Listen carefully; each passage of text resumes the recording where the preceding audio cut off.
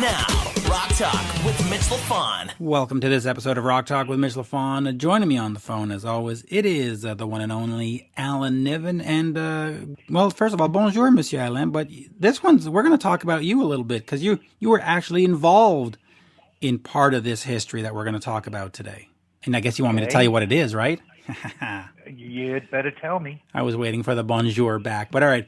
My guest today is Jim Vallance, and we are celebrating 30 years of the Scorpions' Crazy World album, which came out on November 6th, 1990. And of course, Jim was involved with the band at the time, and he even played drums on some of the demos.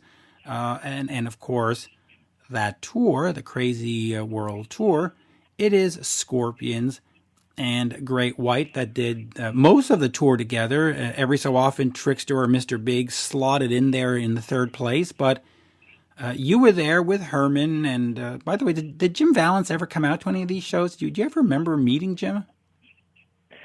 No, unfortunately, I didn't get to meet Jim at any of those dates, which is a regret of mine, because I have a very, very high regard for Mr. Vallance and his composing.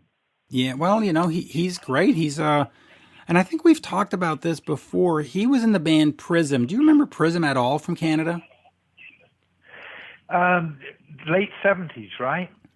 Yeah, they were one of those bands from that era, and he was the drummer, and they were going out and they were touring and this and that, and at some point, and I think Jim even says so in the interview, he just like, yeah, you know what, driving in a van with a bunch of guys just wasn't for me. And so he retreated to Vancouver, eventually hooked up with Bryan Adams. They started writing songs, which is amazing that Bryan Adams is a 17, 18-year-old kid, started writing songs for, Bachman Turner Overdrive, and I'm trying to think who else, Heart and Kiss and all these bands, and you're just like, wow, okay, that's interesting. And then, of course, he had his own success. But what can you tell me about Crazy World in terms of the album and the importance? And then as a manager going, you know what, I need my band on that bill, because Wind of Change, Tease Me, Please Me, these songs they're big, they're happening, I need to be connected to this. I don't recall it being in that state of mind at the time. It was more a fact that, if I remember, I think Doc McGee was managing them at the time. And it was Doc and I having a conversation, and, what are you doing? What are you doing? Well, let's go and do it together, quick and easy. If you get an invitation to play with the Scorpions, you don't really have to think about it. You just say yes, because you know it's going to be a great, great evening. You know that they're utterly consistent and that they're decent people. They'll treat you right. And off you go and have a good time, which was, part of the point of it. You didn't just tour just to promote a record. You toured because of the delight of the audience. And, that long ago, actually, I had a little moment over the weekend where, if I turn my radio on, every day I hear something that, that I've been associated with or worked on or written or produced or something. And, usually for me, that's a kind of a self-defense of a mental shrug. I don't really want to think about it. But this one moment, it was late on Friday night, House of Broken Love came on the radio, and I actually turned it up and appreciated the song objectively, and had a moment of incredible sense of gratitude that after 33 years, this thing is still on the radio. And that's an amazing thing to me, that, there are songs and there are bands that are transgenerational, and they still seem to have a vitality and a relevance and still seem to speak. And in some ways it shouldn't be that surprising. I mean, we walk into a bookstore and we see books that have been lasting for hundreds of years. That is truly amazing. But it's kind of nice to know that, you contributed to something that still connects and still speaks. Yeah, and of course, "Wind of Change" is one of those songs that connects and still speaks to folks. But let me ask you about this real quick. The band was a hard rocking band, and you look back in the early '80s, and you've got "Rock You Like a Hurricane" and "Big City Nights," and they had all these big songs, and yet in America, I mean, they were doing well, but they, for some reason, not at that level of playing stadiums, or not at that level of like a Metallica would eventually become. But then they've got these two ballads, and moving forward after the '80s, or sometimes when I see articles now referring to the Scorpions, they seem to be referred to as a ballad band, which is completely and utterly ridiculous. And yet, that the power of "Wind of Change" and "Send Me an Angel" has sort of rebranded them. Well, talk to me a little bit about those songs and what they meant to the band, and did it? Is it possible to have a song that's just too big and it just sort of changes Oh everything? yeah, yeah, absolutely. I've lived through a handful of songs that you can describe as too big, that they become monolithic and then almost like an albatross around your neck. And God forbid that one should be um, unappreciative of that level of connection. But in pragmatic terms, they can sometimes be hard to deal with. But it's interesting you mentioned "Wind and Change," because "Wind and Change" to me is a very bittersweet song for me when I hear it, because I got suckered too. When the wall came down, I thought things were going to get better on this planet. But guess what? I should have remembered The Who, and should have remembered "Don't Get Fooled Again." Because all that promise of change and improvement did not materialize. And I think part of that was, the great American society gloating over the demise of communism in Russia. But for me, it's bittersweet because I bought into that, just like the Scorpions did. I went, yes, there is a wind of change. Things are going to get better. And then we look around today and we have people like Putin and, whoever else. And I just sit there and go, I don't know if there's any possibility of improvement of the human consciousness. There are those moments when you have that little dark shadow cross across your soul and say, maybe we are what we are, and God help us all. It's funny that you mentioned that, because I look back growing up through the '70s and '80s, and we always talked about Gulf War this and Grenada that and Falkland Islands and the Cold War and the Iron Curtain. And it always seemed like, it was the end of the world was going to come. And then we had, a perestroika, and then we had the Berlin Wall, and it seemed as though we were getting somewhere.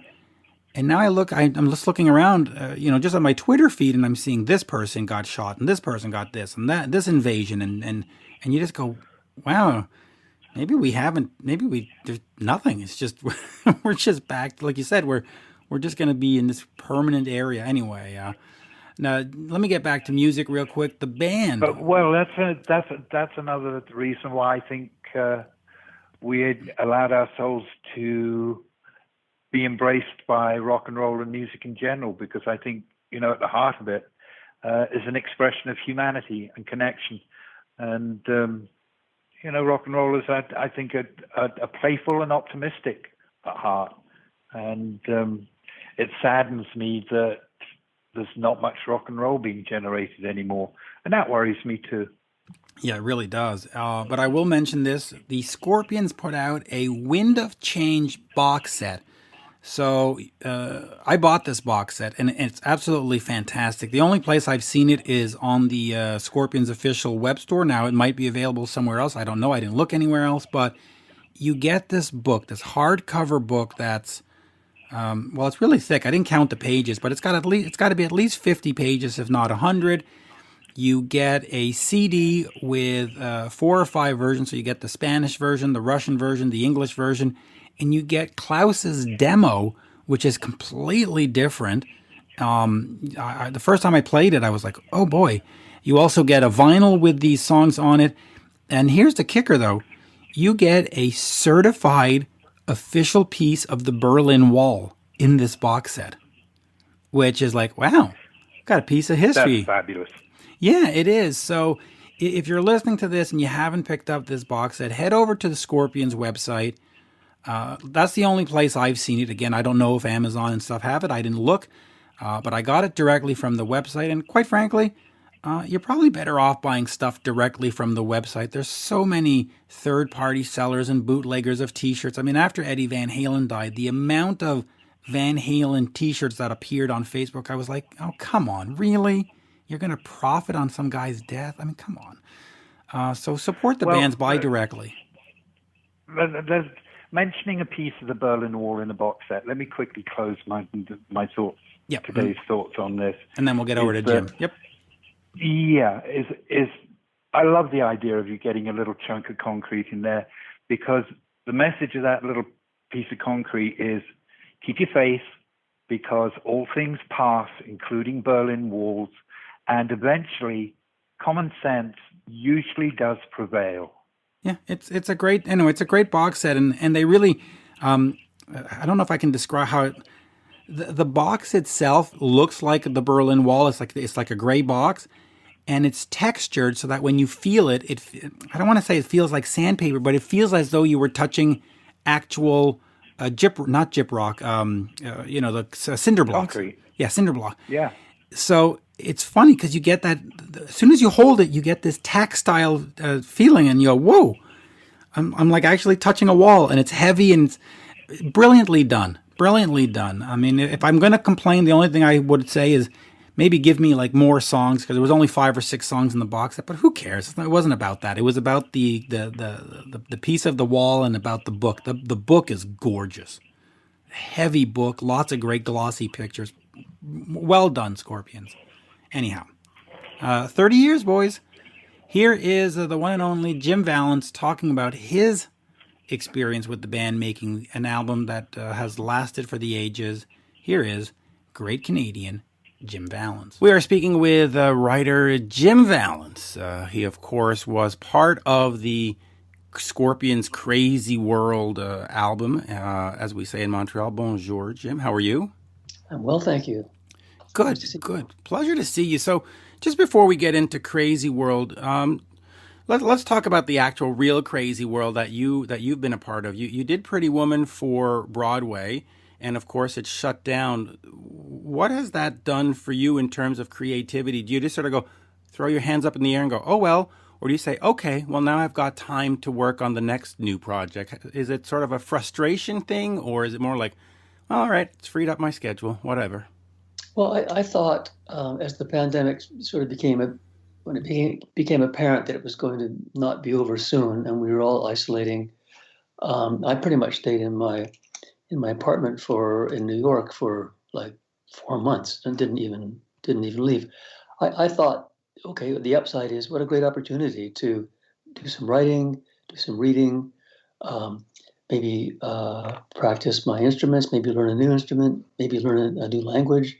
I have not put the time to good use. It just every day seems to go actually more quickly than previously.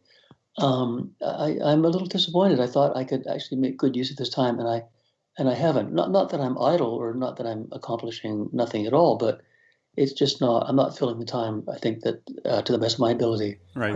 How are you finding it? Are you able to well, I'm sort of in the same way, but I've been doing a whole bunch of interviews, and I just walk the dog constantly. We go on these 5-kilometer runs. That's the minimum. Sometimes we do 10, 12, and that's it. And I've caught up on a lot of TV shows I have never watched. So, yeah, we're doing the best we can. So let's get back to Crazy World, the album. I mean, here we are 30 years later, right? 1990, 2020.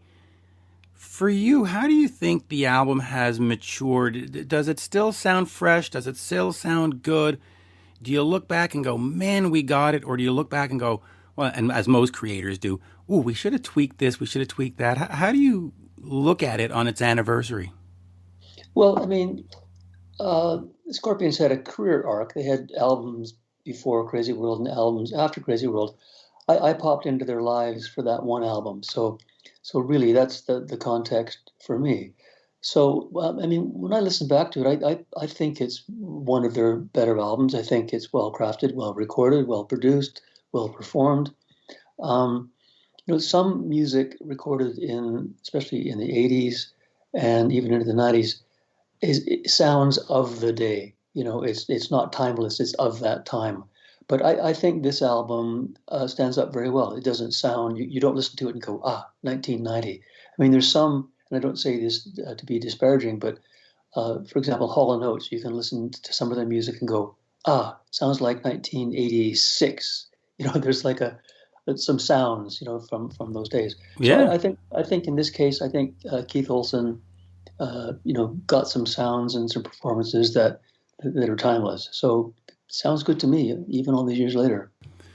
I think part of that, other than the great songwriting, is the fact that they used real instruments in the sense that they stayed with guitars and real, acoustic drums. They didn't go into those fancy keyboards or the Simmons drums or the Lynn drums, because those are the ones that really date. You Yeah. hear that Lynn drum and you go, 1984, gotcha. you know. So quickly, before we get into it, I want to get over this because the hot topic these days has been this Winds of Change was written by the CIA to help subvert the Russian youth. I mean, have you? What? Oh, I've you? not heard that. Oh, you haven't heard that? Okay, so there's a series on. There's a podcast called the Wind of Change podcast, and they have gone through how the CIA wrote Winds of Change. you can, I'll send you the link. And it was made to subvert the Russian youth and therefore help the Americans win the Cold War. So since you haven't heard about it, we'll quickly go over it. But what do you think about that? I'm laughing. I mean, it's just preposterous, and especially in these times where truth is at a premium. I mean, there's just so much misinformation, conspiracy theories floated as fact. I mean, so I guess it doesn't surprise me, but the fact that anybody would buy into that is just laughable. Sorry. Yeah, no, and by the way, this was in the Guardian and this was in the New York Times. I mean, they all ran stories about it. So I will send you the link. It's a fascinating listen because you just Okay. sit there and you go, come on, How recent is this? from this year. Okay, I'd be very interested in seeing that. So I'm going to send that over. Okay, so let's get over to this. Talking about Russia, the Scorpions go over to Russia. They do the Moscow Peace Festival, and they do this Stairway to Heaven, Highway to Hell, Make a Difference Foundation benefit album. Bruce Fairbairn helps them do Can't Explain. Yeah. And there's a little bit of a backstory there. On the Savage Amusement Tour, Scorpions don't show up to Vancouver, and they sort of say glibly, Vancouver's far, and they don't really have rock fans. I mean, that's not exactly the quote, but it was sort of like, I whatever. remember that. Yeah. Right. And so Bruce says, no. You got to come over, and you got to meet my neighbor, Jim Vallance, and you got to just sort of see what you can do. Is that sort of, the Cliff Notes version of how the association came about? Bruce just said, hey, come meet my neighbor? Well, kind of. I mean, Bruce and I go back quite a ways. So I met Bruce in 1973. Bruce was in a Vancouver band called Sunshine, with a Y, Sunshine. And I got called up to audition. It was a jazz rock fusion band. And I got called up to audition on drums, and I got the job. So for most of 1973, I was in this band called Sunshine and got to know Bruce and some other people that later either joined or performed on the first Prism album. So Sunshine kind of morphed into Prism in some ways. And Bruce and I were the two constants. Bruce played trumpet in Sunshine, but produced Prism. And I was the drummer in Prism and also the songwriter. So Bruce and I go back that far. So fast forward a few years, 1979 or so, Bruce is starting to work as a producer. I think one of his first projects was Ian Lloyd, who was a singer for the band Stories, who had the hit Louie Louie. and or I think it was called Brother Louie. And Bruce brought me into that project. And then as the 80s unfolded, Bruce was brought in to do Loverboy and Bon Jovi, and then Aerosmith. And Bruce brought me into the Aerosmith project. Similar story. He literally brought Steven Tyler and Joe Perry, because Bruce and I lived not next door to each other, but about 5 houses apart. Bruce brought Steven Tyler and Joe Perry over to my house, introduced us, and then Bruce left. He said, "See you guys later. See if you can write a song by dinner time," which we did. So that was another sort of great connection that Bruce brought to me. And then forward to 1990, a similar kind of thing. Bruce rang me up. Would you like to work with the Scorpions? And I said, yeah, I mean, I love the band. And so he brought, I believe it was Klaus and Herman were in Vancouver. So just back to your point, I mean, Vancouver was not a backwater. Vancouver was all through the 80s, it was like, and mostly because of Bruce Fairbairn, but bands came there. Like I mentioned, Bon Jovi. Right. Well, and of course, and Little Mountain Studio. I mean, that was the place. So you had Motley Crue, you had Lou Gramm sang on Bryan Adams' Reckless. You had just all kinds of stuff going on. Loverboy. Right. The drum sound. We talk about the drum sound. Aerosmith, Bon Jovi. I think AC/DC must have done some stuff there too. I think so. I believe so. Yeah. So Bruce really kind of made Vancouver this place. So I don't quite know how the Scorpions glossed over that or missed it. But to their credit, they realized, well, okay, maybe Vancouver's worth a shot. So Herman and Klaus came around, and Bruce introduced them, and we had a chat. I can't remember if we did some writing. Yeah, we did a bit of writing right out of the gate. Yeah, I think we worked. I think Tease Me, Please Me was the first one we worked on. And Klaus and Herman took that back to Hanover. I think that's where they were living at the time, and played it for Rudolph, who thought, great, this, I mean, no ego, no competition. It was just like, okay, Jim's in, which was very, very generous.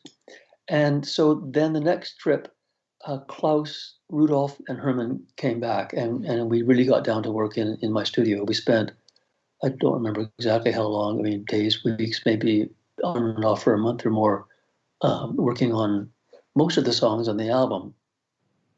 So let me just take you up on this real quick, because folks will look back and say, well, wait a minute, Bruce wasn't involved with this album. It's Keith Olsen. Just explain a little bit how Bruce was initially involved and why he didn't end up actually producing the album. Well, I mean, it was a little disappointing. We were well along. We were writing, demoing, arranging, putting songs together. And AC/DC came calling. Arguably, one of the biggest rock bands in the world, and certainly a feather in anyone's cap, if for a producer. So AC/DC approached Bruce to produce, and Bruce bailed on the Scorpions. He said, "I'm going to do AC/DC." So the Scorpions had already shipped their gear to Vancouver. It was on the plane or on the boat, however it was getting there. It was too late to cancel. We were that far along, ready to go into the studio, and Bruce pulled the plug. Again, to everyone's credit, a year or two later, next Scorpions album, Bruce jumped back in, no hard feelings, and they carried on. But ironically, by that time, for the next album after Crazy World, Klaus called me to do some writing, and he said, we're coming over to Vancouver in October. And I said, oh, I'm really sorry. I'm working with, I forget who it was, Joan Jett, I think. And Klaus said, well, cancel it.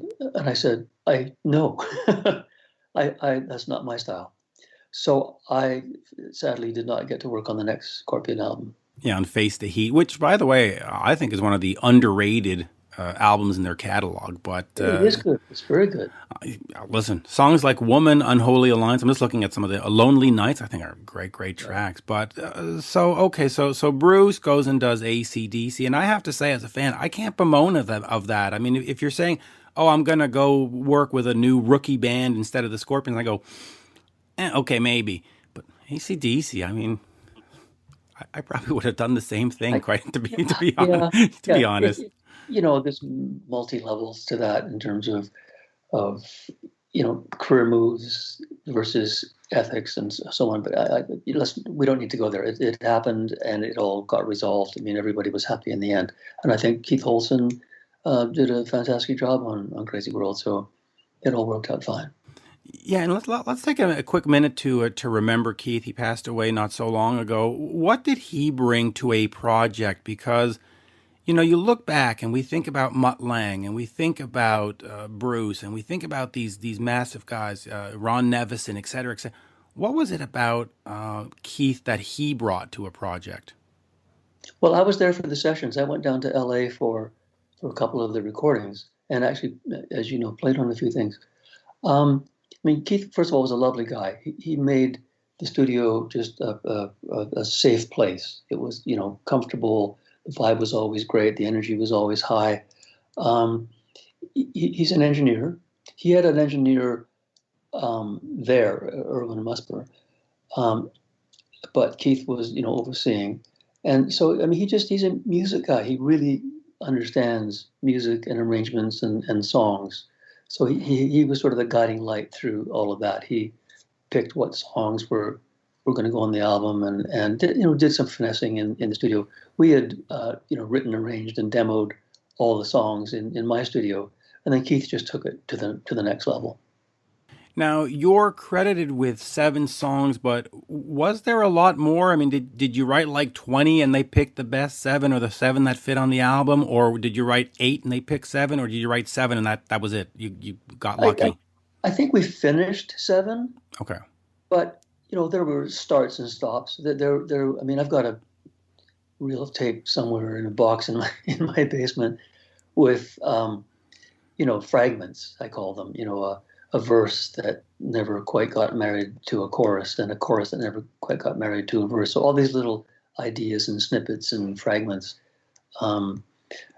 building blocks for songs. But we completed and arranged, ready for recording, 7 songs, to my recollection.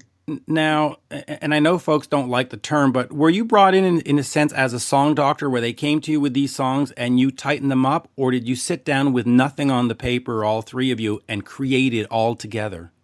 Well, yeah, I really hate the song doctor I know. moniker. Everybody hates that moniker. I'm a songwriter. Right. But I don't just fix people's songs.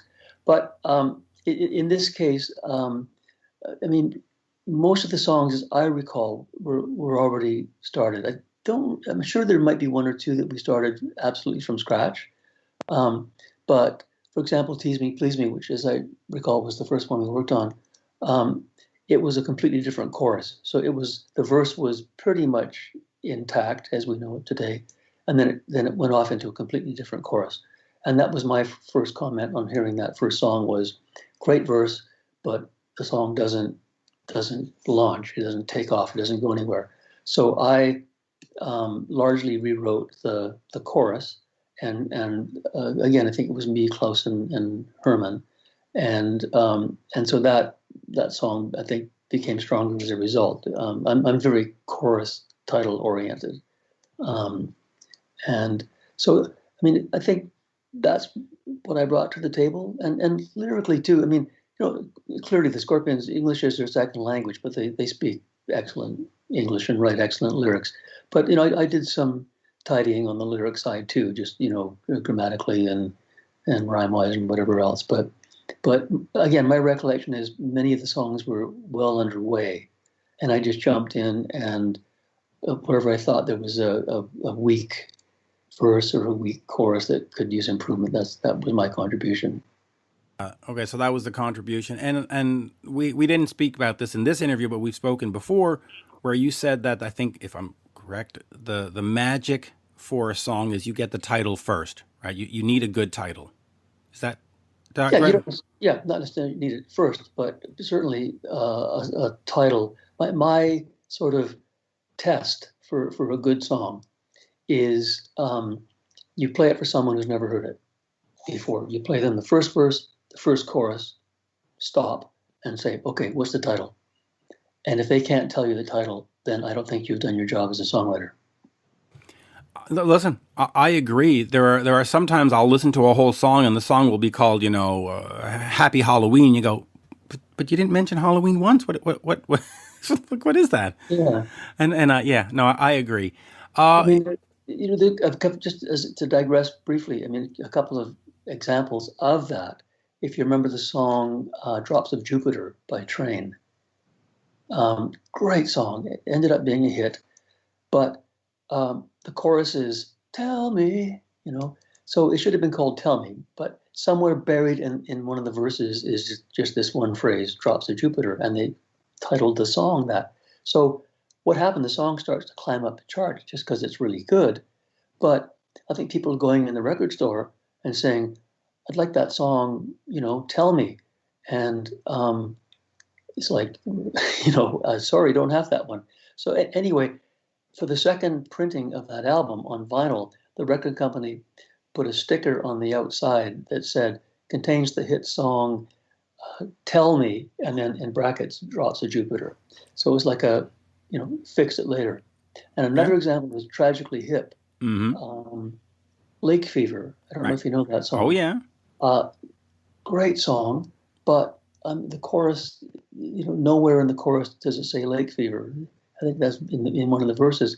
Otherwise, a great song, and I think that song could have been a hit on both sides of the border if they hadn't tried to be clever with the title, just as you mentioned, a little too clever to just take a out of context phrase and pop that on as a title. I don't want to sound pedestrian, but you sometimes you just can't be clever. You just give them the song, give it the title, off you go. You listen to Aerosmith, Dude Looks Like a Lady. You go, okay, dude, look, I got it, Truly. And off you go. Yeah. So you're down in L.A. with the band and you're working on it now. Are these songs sort of in a living moment where you get in the studio and Keith says, okay, I need more guitar here and I need more drums here and we need reverb or whatever. And then all of a sudden you have to sort of start reworking the choruses and reworking the lyrics? Or did they, once you were done writing, you hand it off and that's it? Yeah, there was, to my recollection, there was no rewriting in the studio. My mode of working, and I know Bruce Fairbairn too, is do lots of preparation and then go in and make the record. You don't spend weeks and months in the studio, especially back in those days when studios were charging, $2,500 a day, and that was a bargain price. You didn't just sit around and, unless you were Pink Floyd and had endless budget, you didn't just sit around in the studio writing and rewriting. So I know that when we went in with Keith, the songs were written, arranged, and ready to go. And Keith added, some just little bits and parts here and there, and obviously made it sound great and got great performances out of the band. So that was his contribution, just like the director of a film, making all the final cuts and final calls. And final calls. Now, you are credited as playing keyboard on, I'm looking at it real quick, Send Me an Angel. How did that come about? Did they just not have a guy? Did you just have a great passage and said, oh, listen to this, you gotta, and they went, oh yeah, we gotta use it? How did you end up on the recording? And is there more to you on that recording, or is that just sort of, that's it, a little bit of keyboard on Send Me an Angel?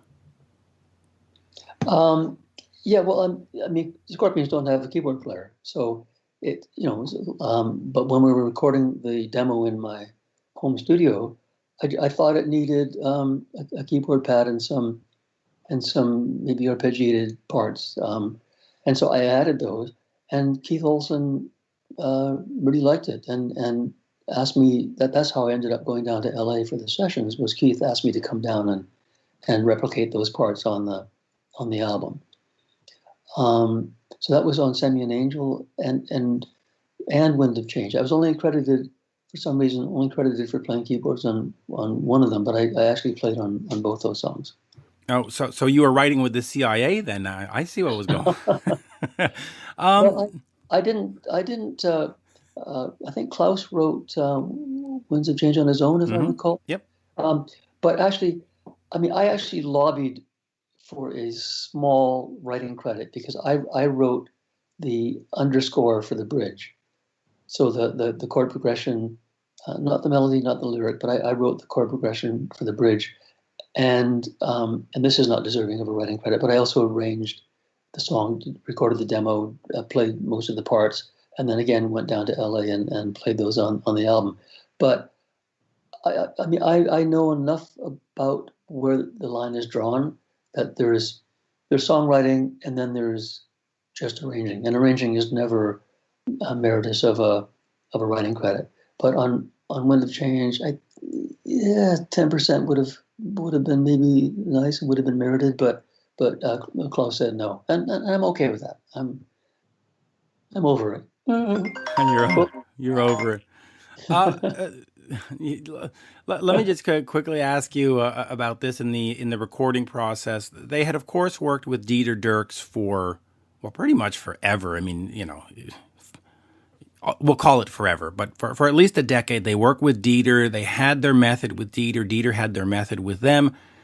Was there any sense from you that working with Keith, they were nervous, they were stressed out, they were excited, like, oh my God, it's like a new toy in the toy box? Like, how did they sort of see that? Because they had a lot of success with Dieter, and so there was obviously some pressure that if you're not using Dieter and this one fails, well, it might fall on you. And of course, it doesn't fail; it becomes a massive success. But was there any sense of, oof, we're moving on.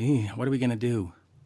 I mean, I wasn't privy to all of the conversations along those lines. That would have been a private band matter, and I'm sure they had some trials and tribulations making such a big change. But as I recall, just sort of as a fly on the wall, I think they were excited to try something new. I think they maybe felt Dieter had done great for them. I mean, he discovered them as kids, if I have the history correct, and guided them through the early part of their career. Was a huge contributor to their success, and that carried on for a number of albums. But I think they were ready for a change. I think they wanted to up their game, or at least try a different path. So no, there was no hesitation, no reservation about.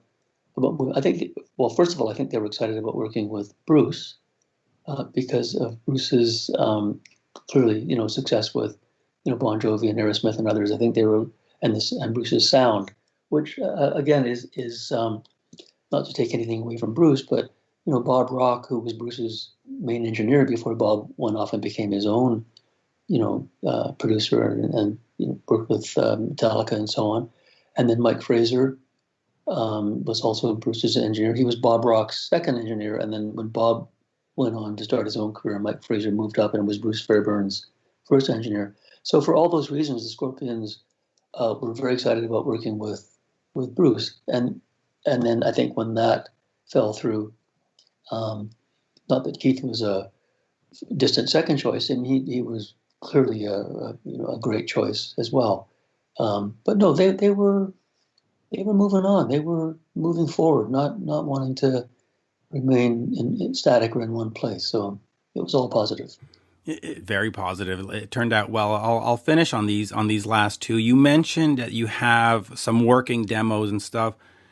What's the process for you to get these demos to the band? Do you just sort of sit in your studio and play all the instruments and record it yourself and have sort of a finished working version that they can listen to and play off of? Or do you do the demos with the band? Or, how do you come up with whatever? I'm looking at the Kicks After Six or Tease Me, Please Me, or do you do your own version and say, here, guys, this is how I see it? How does that work?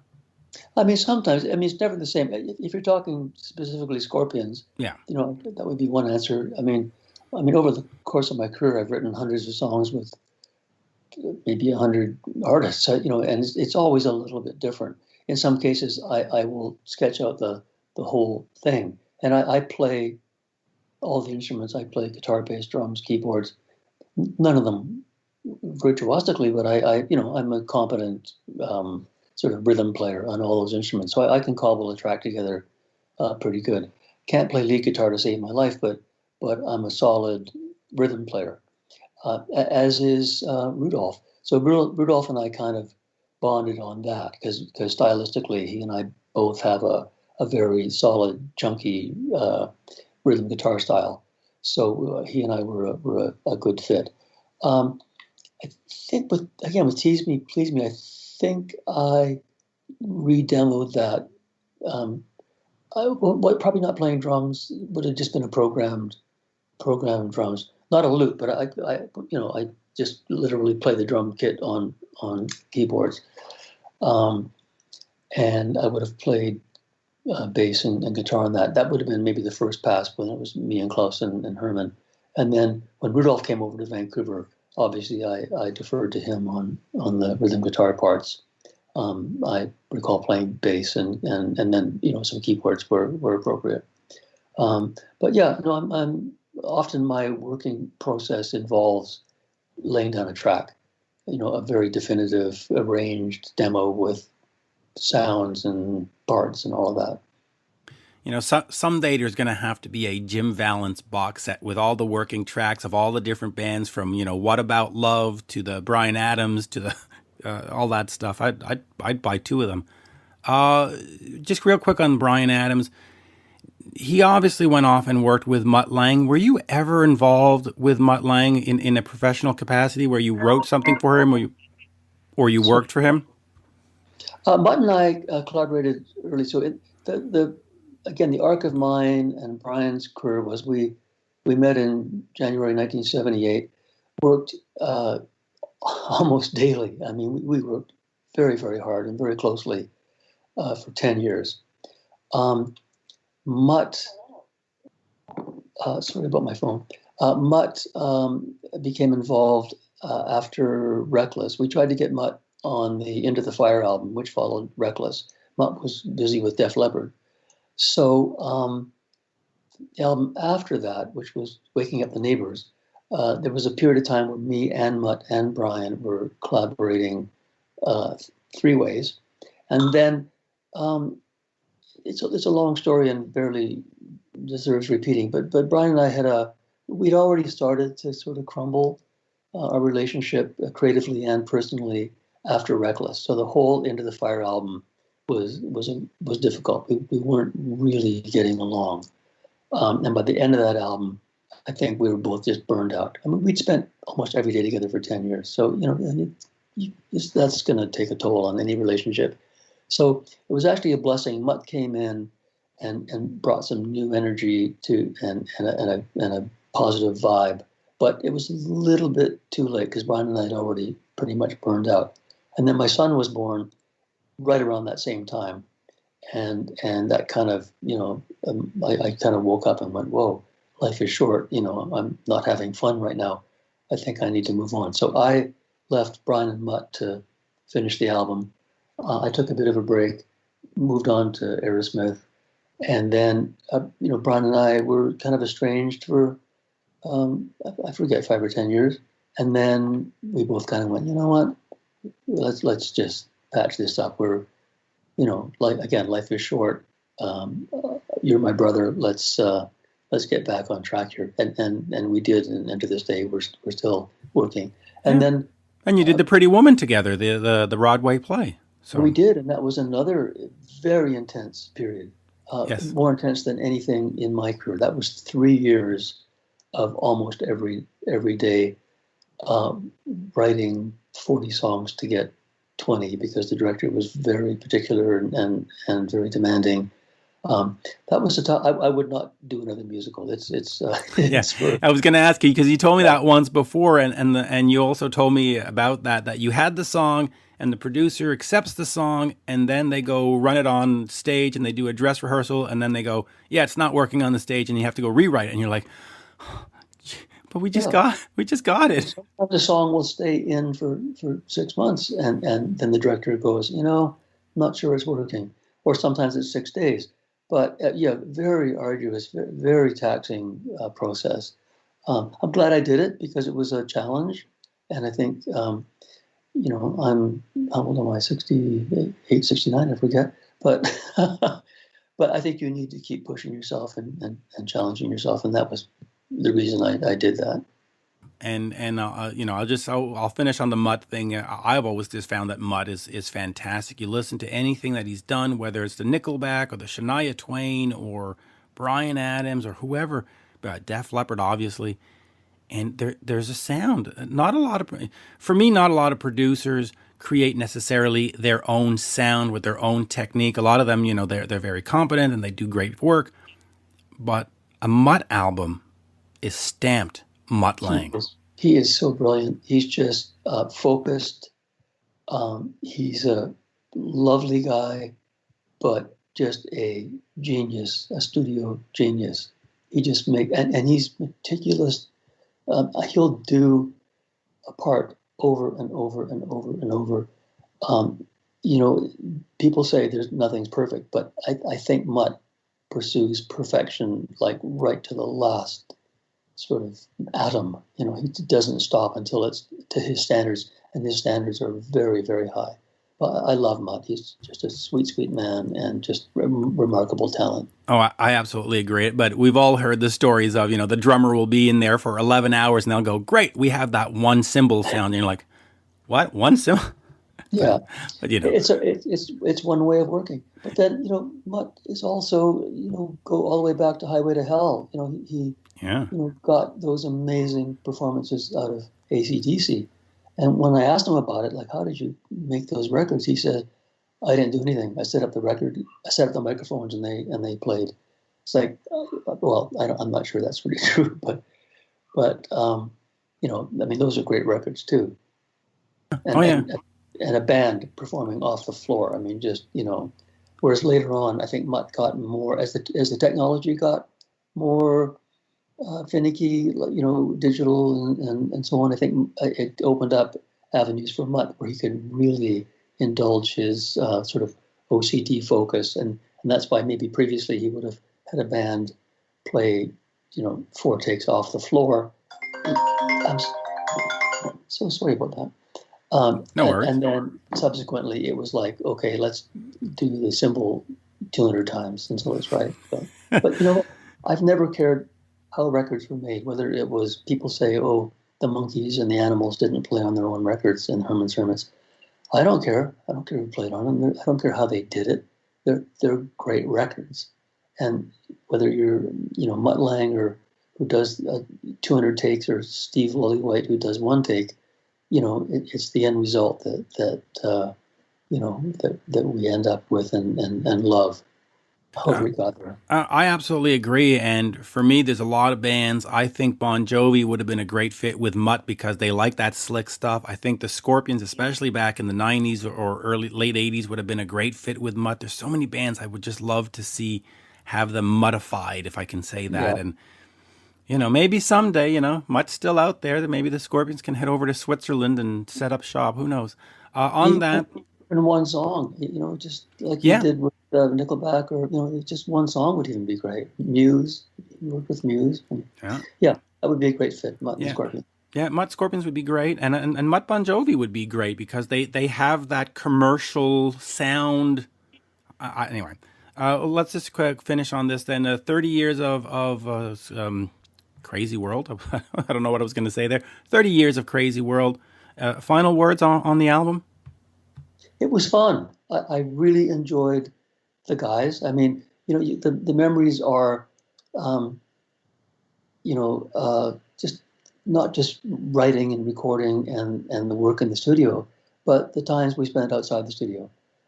Dinners in Vancouver, hanging out with the guys, having a lot. They're funny guys. They're really entertaining and just great folks to hang out with. And Herman and I, bonded, I think, more than the others because we're both drummers at the heart of it. In fact, we would go out for dinner, and this is back in the 90s when restaurants, it was fashionable to serve, charge way too much and serve very, very small portions. If you remember that phase of sort of restaurant kind of style. So Herman and I would go out for dinner, and Herman's a big guy, not overweight, but he's a big man, and it was never enough food. He would always order a second main course, and I would often do the same. So in German, Herman and I dubbed ourselves two hungry drummers, which in German, if I remember, is zwei hungrig Trommler or something like that. So that was our sort of private joke.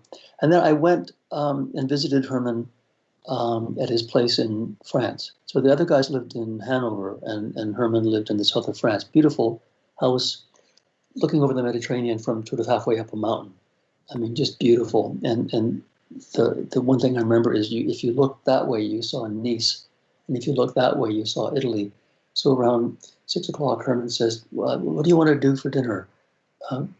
French or Italian food? He said, if you want French food, we'll drive to Nice. You want Italian food, we'll drive to Italy. Literally, it would have been 15-minute drive in either direction. So life was good in Herman's hood. Wow. My uncle, until he passed away, lived in Nice, actually. And my grandmother, until she passed away, lived in Antibes, right in that area. So Yeah, we spent our summers in the south of France every year. And you know, as they say, right, God's country, right? It's beautiful. It's beautiful.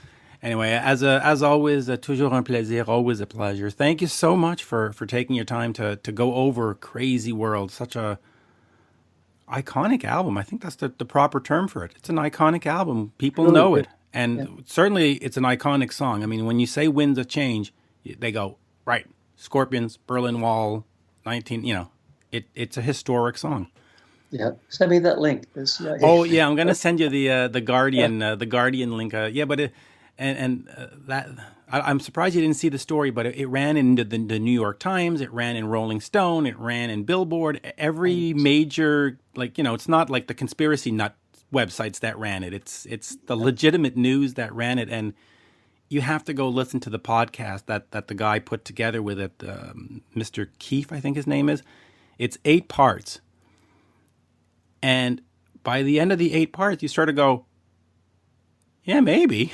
It's compelling and convincing. You know, these things are out there, and just the slimmest evidence, and they just, can run for miles with it. I mean, I've got some ongoing online disputes with people, theory conspiracists who claim that Ringo didn't play on anything. Bernard Purdie played on all the Beatle tracks, and I mean, it's just, and Bernard Purdie himself has stoked those conspiracy theories, which I think is rather shameful considering what a great drummer he is, and sterling reputation. He doesn't need to buy into that. But there's all kinds of crazy stuff out there. Yeah, and the whole. Someday I'll need to explore on an episode all the ghost musicians, because Kiss in the 80s, you didn't, and it happens. Of course, Milli Vanilli and blah blah blah blah. But like you said, a good record is a good record, and a good song is a good song. And how it got to be, who cares? Well, include me in that chat, because I've got lots of thoughts on it, and that's been one of my sort of hobbies too. Is like who played on what, and love it. I love that stuff. Merci, monsieur. Thank you, sir. Thank you, Mitch. Good to see you always. Absolutely. Let me just stop the recording. There we go.